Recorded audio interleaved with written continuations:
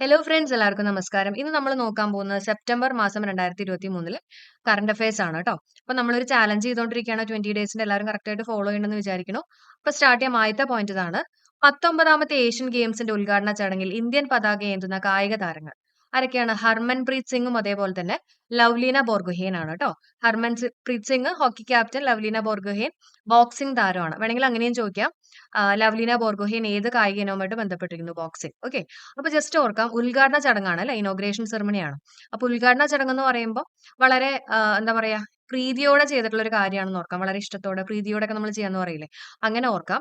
അതേപോലെ തന്നെ പ്രീതിയും അതേപോലെ തന്നെ ലവ് എന്നുള്ള രീതിയിൽ ഓർക്കാം കേട്ടോ. ഇഷ്ടപ്പെട്ട് ഉദ്ഘാടന ചടങ്ങിലൊക്കെ പതാക ഏന്തി എന്നൊക്കെ ഒന്ന് ഓർത്തു വെക്കാം. അപ്പൊ ഹർമൻ പ്രീത് സിംഗും അതേപോലെ തന്നെ ലവ്ലീന ബോർഗോഹെയ്നും ആണ് ഉദ്ഘാടന ചടങ്ങിൽ ഇന്ത്യൻ പതാക ഏന്തിയിട്ടുള്ളത് കേട്ടോ. ഏഷ്യൻ ഗെയിംസിന്റെ കേസാണ് പറയുന്നത്. Harmanpreet Singh hockey captain, Lovlina Borgohain boxing താരം കേട്ടോ, ബോക്സിംഗ് താരം. ഓക്കെ. ഇനി അടുത്ത പോയിന്റ്, പുതിയ പാർലമെന്റിന്റെ ആദ്യത്തെ സമ്മേളനം നടന്ന എന്നാണ്? 2023 സെപ്റ്റംബർ 19 കേട്ടോ. പുതിയ പാർലമെന്റിന്റെ ആദ്യത്തെ സമ്മേളനം നടന്നിട്ടുള്ളത്, ആ ഡേറ്റ് ഒന്ന് ഓർത്തു വെച്ചേക്കാം. 2023 സെപ്റ്റംബർ 19. പുതിയ പാർലമെന്റിൽ അവതരിപ്പിച്ച ആദ്യത്തെ ബില്ല് വനിതാ സംവരണ ബില്ല്. ബില്ലിന്റെ പേരെന്താ? നാരി ശക്തി വന്ദൻ അധിനിയം കേട്ടോ. അപ്പൊ നമ്മൾ പുതിയ പാർലമെന്റിനെ ബേസ് ചെയ്തിട്ടുള്ള ഒരു ഷോർട്ട് വീഡിയോ ചെയ്തിട്ടുണ്ട്. കാണാത്തവരുണ്ടെങ്കിൽ കാണാം. അപ്പൊ പുതിയ പാർലമെന്റിന്റെ അവതരിപ്പിച്ചിട്ടുള്ള ആദ്യത്തെ ബില്ല് ഏതാണ്? പാർലമെന്റിൽ അവതരിപ്പിച്ചിട്ടുള്ള ആദ്യത്തെ ബില്ല് വനിതാ സംവരണ ബില്ല്. ബില്ലിന്റെ പേര് നാരി ശക്തി വന്ദൻ അധിനിയം. പഴയ പാർലമെന്റ് നൽകിയിരിക്കുന്ന പേര് സംവിധാൻ സദൻ. പഴയ പാർലമെന്റിന് നൽകിയിരിക്കുന്ന പേരെന്താണ്? സംവിധാൻ സദൻ. ഓക്കെ. ഇനി 2023 ഏഷ്യ കപ്പ് ക്രിക്കറ്റ് കിരീട ജേതാക്കള് ഇന്ത്യയാണ്.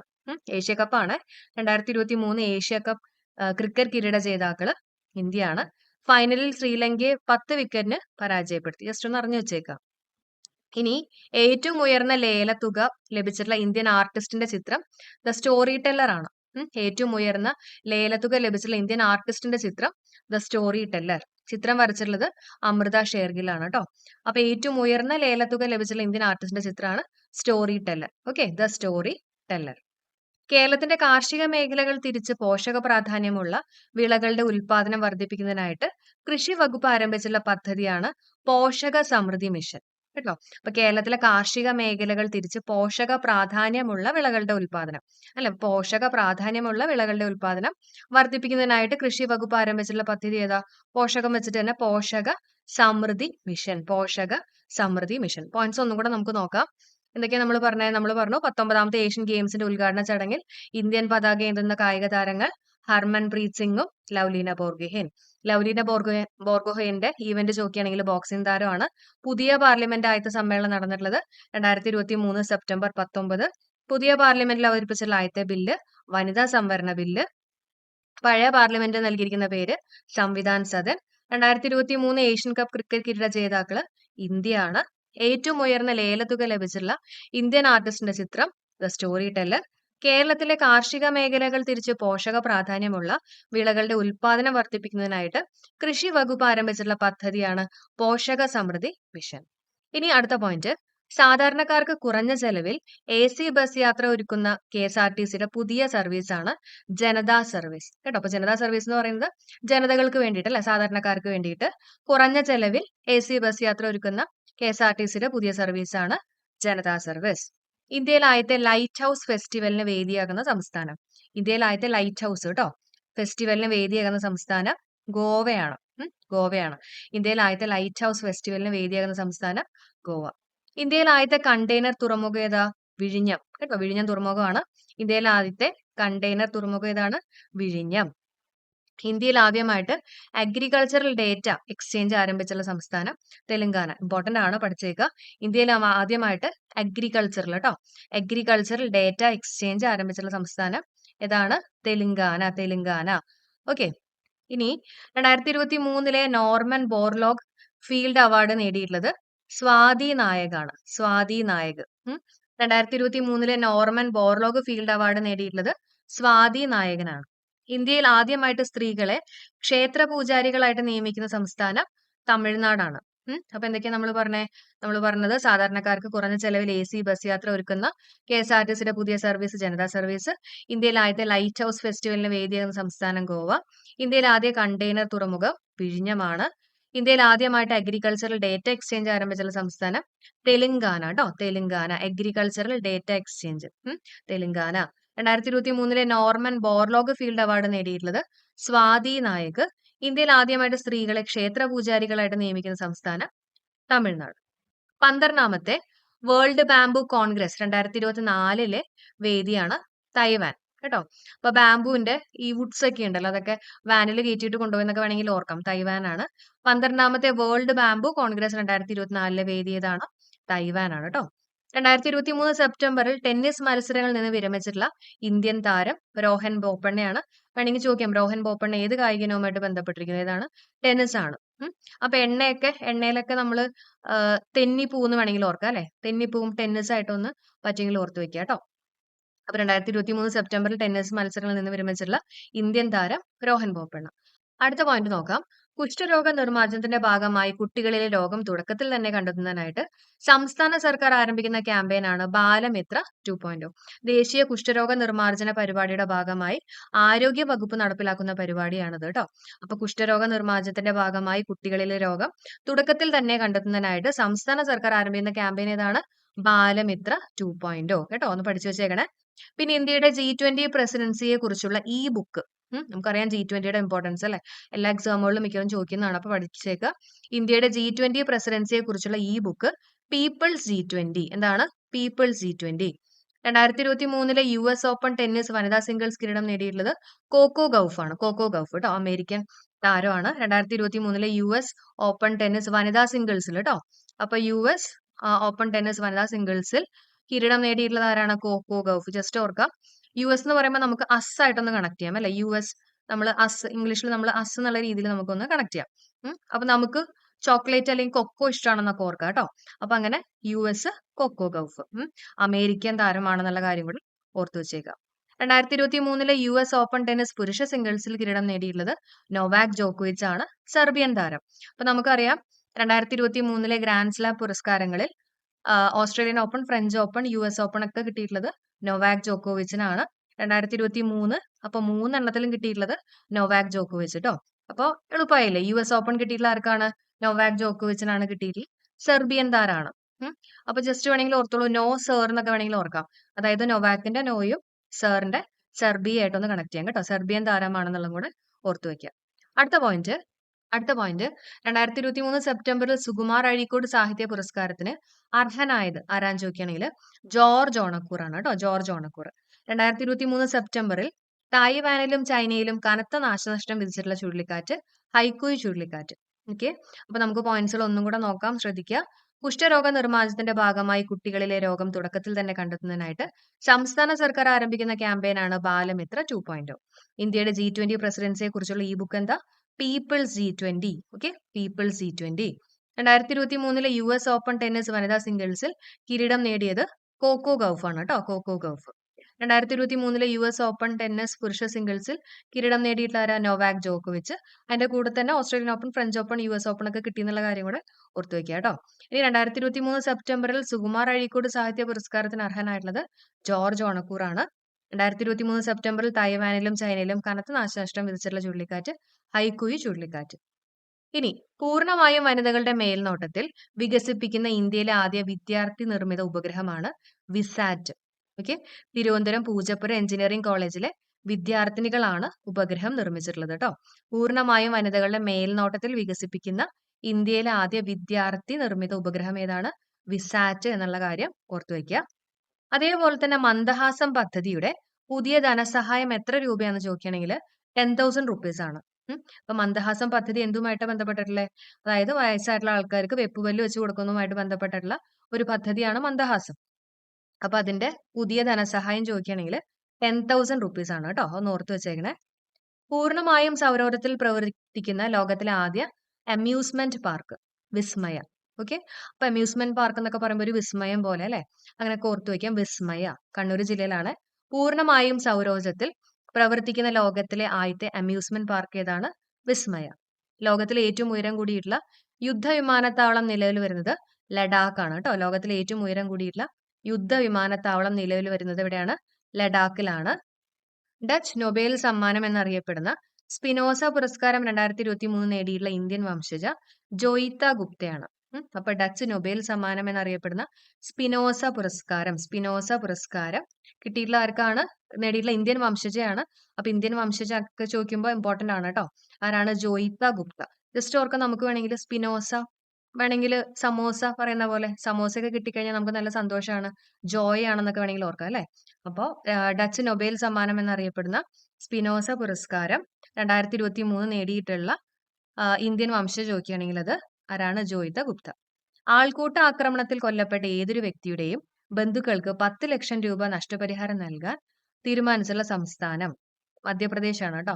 ആൾക്കൂട്ട ആക്രമണത്തിൽ കൊല്ലപ്പെട്ട ഏതൊരു വ്യക്തിയുടെയും ബന്ധുക്കൾക്ക് 10 ലക്ഷം രൂപ നഷ്ടപരിഹാരം നൽകാൻ തീരുമാനിച്ചുള്ള സംസ്ഥാനം മധ്യപ്രദേശ്. ഓക്കെ.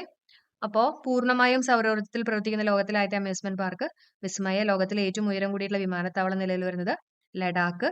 ഡച്ച് നൊബേൽ സമ്മാനം എന്നറിയപ്പെടുന്ന സ്പിനോസ പുരസ്കാരം 2023 നേടിയിട്ടുള്ള ഇന്ത്യൻ വംശജ ജോയിത്ത ഗുപ്ത.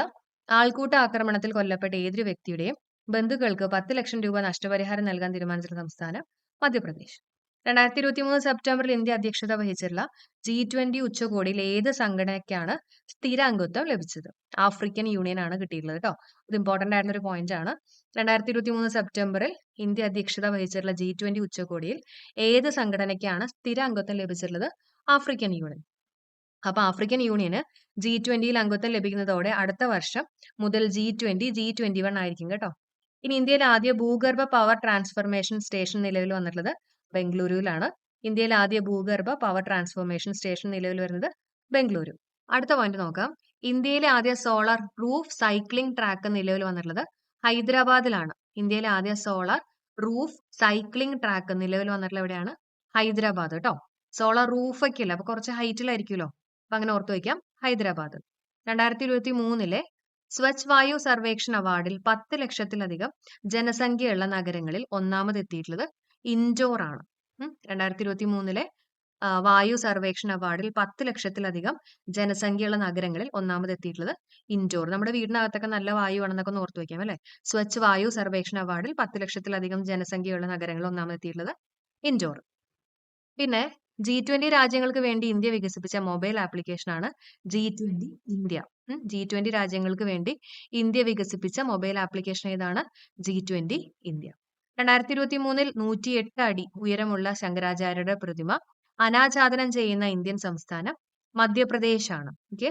2023 108 അടി ഉയരമുള്ള ശങ്കരാചാര്യരുടെ പ്രതിമ അനാച്ഛാദനം ചെയ്യുന്ന ഇന്ത്യൻ സംസ്ഥാനം മധ്യപ്രദേശ്. അപ്പൊ പോയിന്റ്സുകൾ നമുക്ക് ഒന്നും കൂടെ നോക്കാം, ശ്രദ്ധിക്കുക.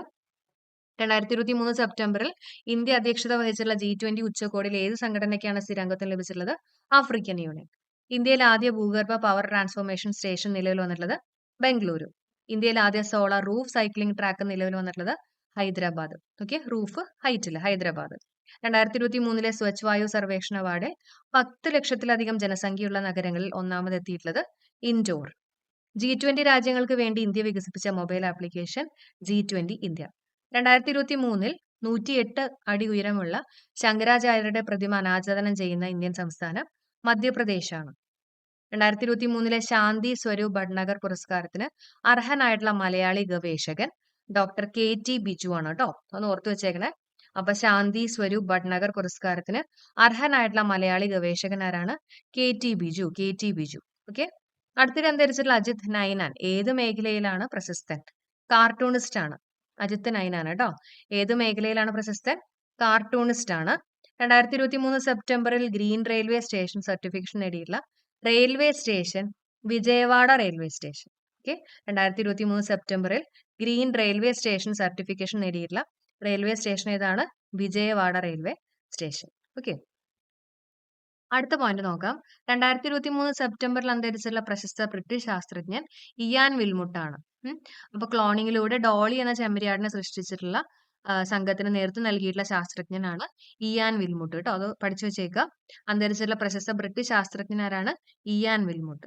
ഇന്ത്യയുടെ മുൻ മുഖ്യ തെരഞ്ഞെടുപ്പ് കമ്മീഷണർ ആയിട്ടുള്ള TNന്റെ ആത്മകഥ through the broken glass. Okay. ഇന്ത്യയുടെ മുൻ മുഖ്യമന്ത്രി തെരഞ്ഞെടുപ്പ് കമ്മീഷണർ ആയിട്ടുള്ള TNന്റെ ആത്മകഥ ഏതാണ്? Through the broken glass. അടുത്ത പോയിന്റ് നോക്കാം. India government protection of plant varieties and farmers rights അതോറിറ്റിയുടെ plant genome saviour farmers recognition പുരസ്കാരത്തിന് അർഹനായിട്ടുള്ള ഗോത്ര വനിത പരപ്പിയമ്മ. 2023 മലയാറ്റൂർ പുരസ്കാരത്തിന് ലഭിച്ചിട്ടുള്ളത് മുരുകൻ കാട്ടാക്കടയാണ് കേട്ടോ. 2023 മലയാറ്റൂർ പുരസ്കാരം ലഭിച്ചിട്ടുള്ള ആർക്കാണ്? മുരുകൻ കാട്ടാക്കടയാണ്. അപ്പൊ മല ഒരു കട്ട പോലെയൊക്കെയാണ് ഇരിക്കുന്നത് നമുക്ക് ജസ്റ്റ് ഒന്ന് ആലോചിക്കാം അല്ലെ. അപ്പൊ കട്ടക്കട അല്ലെങ്കിൽ കാട്ടാക്കട ആയിട്ടൊക്കെ ഒന്ന് ഓർത്തു വെക്കാം.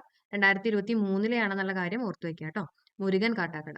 കേരളത്തിൽ ആദ്യമായിട്ട് നടക്കുന്ന കാലിയോഗ്രഫി ഫെസ്റ്റിവലിന്റെ വേദി കൊച്ചിയാണ്. കേരളത്തിൽ ആദ്യമായിട്ട് നടക്കുന്ന കാലിയോഗ്രഫി ഫെസ്റ്റിവലിന്റെ വേദി കൊച്ചി. 2023 ലോക ബാഡ്മിന്റൺ ചാമ്പ്യൻഷിപ്പിന് വേദിയായിട്ടുള്ള രാജ്യം ഡെൻമാർക്കാണ്. ഓക്കെ, 2023 ലോക ബാഡ്മിന്റൺ ചാമ്പ്യൻഷിപ്പിന് വേദിയായിട്ടുള്ള രാജ്യം ഡെൻമാർക്ക്. ഓക്കെ, ഡെൻമാർക്കാണ്.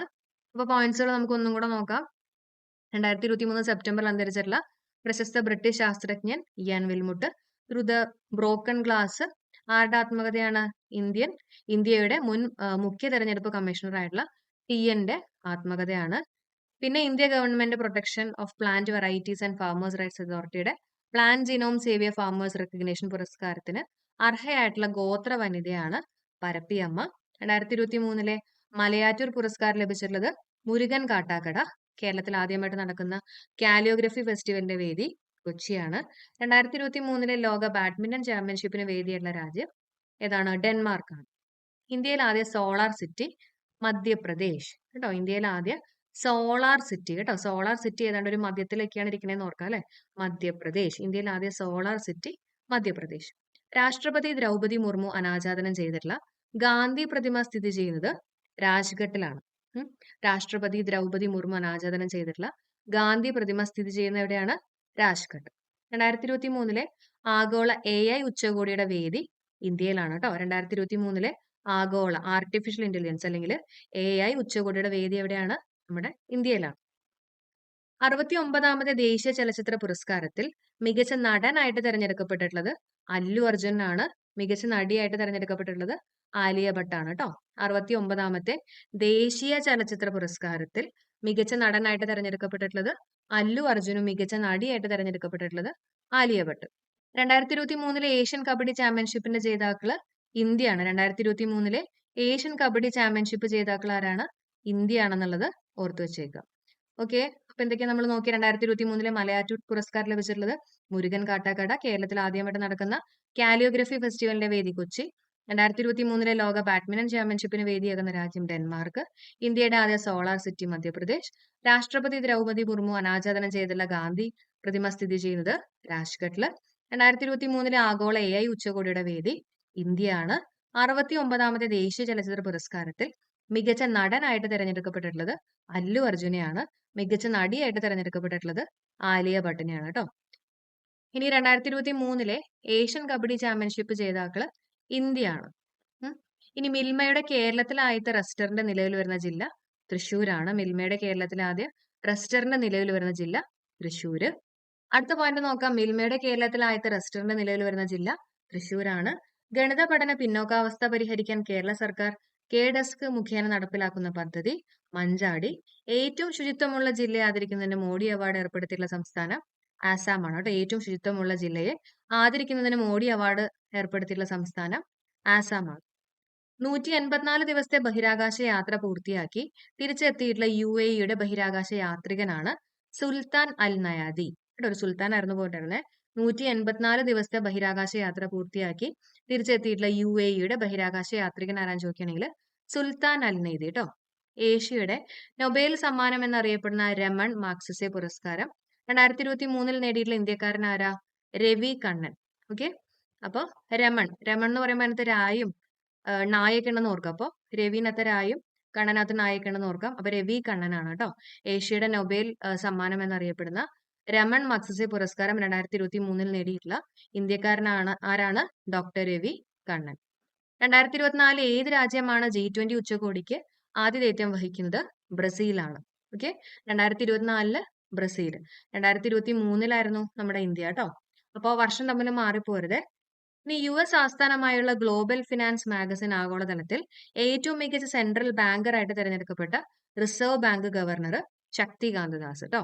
അപ്പോൾ നമുക്കറിയാലോ, റിസർവ് ബാങ്ക് എന്ന് പറയുമ്പോൾ ബാങ്കുകളുടെ ബാങ്ക് എന്നൊക്കെ അറിയപ്പെടുന്ന റിസർവ് ബാങ്കിലെ ഏറ്റവും ശക്തിയുള്ള ഒരാൾ തന്നെയായിരിക്കും ശക്തികാന്ത ദാസ്. US ആസ്ഥാനമായിട്ടുള്ള ഗ്ലോബൽ ഫിനാൻസ് മാഗസിൻ ആഗോളതലത്തിൽ ഏറ്റവും മികച്ച സെൻട്രൽ ബാങ്കറായിട്ട് തിരഞ്ഞെടുക്കപ്പെട്ട reserve bank governor Shaktikanta Das ആണ് കേട്ടോ. അടുത്ത പോയിന്റ്, ഒരു രാജ്യം ഒരു തെരഞ്ഞെടുപ്പ് എന്ന നിർദ്ദേശത്തെക്കുറിച്ച് പഠിക്കാൻ കേന്ദ്രം നിയോഗിച്ചുള്ള സമിതിയുടെ അധ്യക്ഷനാണ് രാംനാഥ് കോവിന്ദ്. ഓക്കെ, ഒരു രാജ്യം ഒരു തെരഞ്ഞെടുപ്പ് എന്ന നിർദ്ദേശത്തെക്കുറിച്ച് പഠിക്കാൻ കേന്ദ്രം നിയോഗിച്ചുള്ള സമിതിയുടെ അധ്യക്ഷനാരാണ്? രാംനാഥ് കോവിന്ദ് കേട്ടോ. 2023 ഡ്യൂറന്റ് കപ്പ് ഫുട്ബോൾ കിരീട ജേതാക്കളായിട്ടുള്ള team Mohun Bagan super giant. Okay, 2023 Durand cup football കിരീട ജേതാക്കളായിട്ടുള്ള team Mohun Bagan super giant കേട്ടോ. Mohun Bagan super giant. Okay, അതേപോലെ തന്നെ സ്പോർട്സിനെ ബേസ് ചെയ്തിട്ടുള്ള ഒരു ക്ലാസ് നമുക്ക് ചെയ്യാം കേട്ടോ.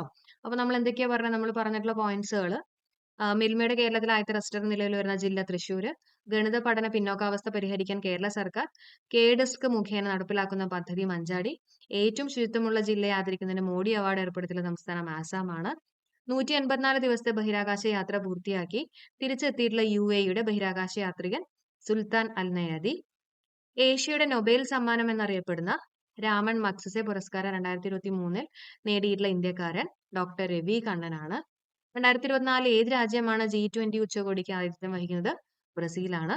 US ആസ്ഥാനമായിട്ടുള്ള ഗ്ലോബൽ ഫിനാൻസ് മാഗസിൻ ആഗോളതലത്തിൽ ഏറ്റവും മികച്ച സെൻട്രൽ ബാങ്കർ ആയിട്ട് തെരഞ്ഞെടുക്കപ്പെട്ട reserve bank governor Shaktikanta Das.